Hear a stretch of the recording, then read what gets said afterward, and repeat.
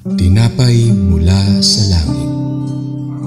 A daily morning devotion with CRC family.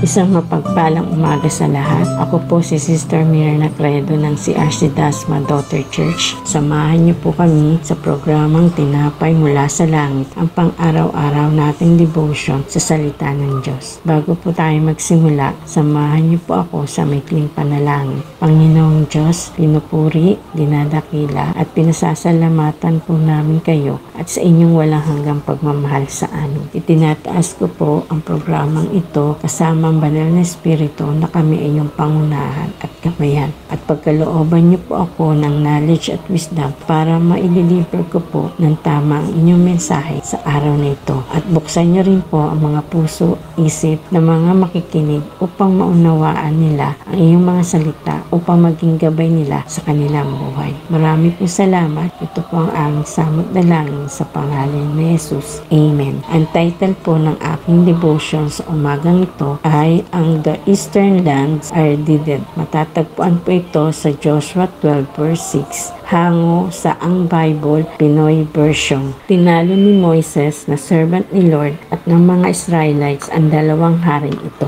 Ibinigay ni Moises na servant ni Lord ang mga lupain ng mga ito sa mga tribes ni Reuben, Gad at sa kalahating tribe ni Manasseh bilang property nila. Ipinakikita dito na si Moises ay hindi basta pinuno lamang, kundi servant ni Lord. Ang kanyang autoridad at tagumpay ay hindi mula sa sarili niyang kakayahan, kundi sa pagtatalaga at kapangyarihan ng Diyos. Ang pamumuno niya ay larawan ng isang tapat na lingkod na sumusunod at nagsasakatuparan ng plano ng Diyos. Pinapaalala na si Moises ang nanguna sa pagkakamit ng mga lupaing nasa silangang bahagi ng Jordan, ang lupain ni King Sihon at King Og. Ito ang unang bahagi ng katuparan ng pangako ng Diyos kay Abraham na ibibigay niya ang lupain sa kanyang bayan. Ipinamahagi ang lupa sa mga Rubenita, Gatita at kalahating lipi ni Manasseh sa humuling kay Moises na manirahan sa silangan ng Jordan. Pinayagan sila pero may kondisyon na sasama sila sa pakikipagdigma sa Kanaan bago bumalik sa kanilang bahagi ng lupa. Ipinapakita nito ang mana mula sa Diyos ay hindi lamang kaloob kundi may kasamang pananagutan at pagtutulungan bilang isang bayan. May tatlong aral tayo makukuha sa verse ng Joshua 12:6. Una, ang tagumpay ay galing sa Diyos. Ang ating mga tagumpay sa buhay, yaman o oportunidad ay hindi lamang dahil sa ating talino o lakas, kundi dahil sa kabutihan ng Diyos. Pangalawa, ang pagtitiwala sa mga pangako. Kung paanong tinupad ng Diyos ang kanyang pangako ng lupa sa Israel, ganun din siya tapat sa ating mga panalangin at pangako sa ating. Pangatlo, pagiging mabuting katiwala. Ang mana o ang pagpapalang tinatanggap natin, yung mga trabaho, pamilya at talento o ari-arian ay dapat gamitin para sa layunin ng Diyos,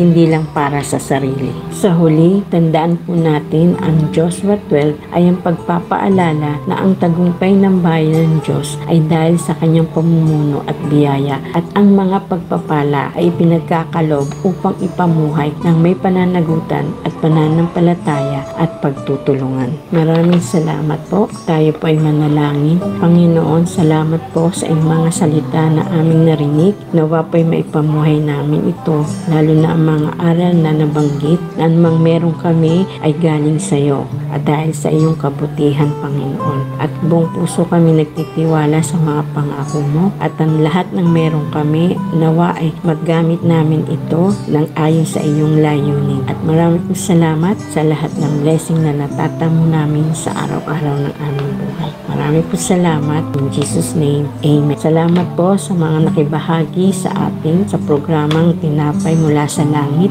Muli po kaming samahan sa araw ng bukas, 5:30 ng umaga para sa ating pang-araw-araw na pagbubulay sa salita ng Diyos. Malaya po nating i-share sa ating mga pamilya at mga kaibigan upang mas marami pa ang makapakinig at mapagpala sa salita ng Diyos. Marami pong salamat. God bless us all. Amen.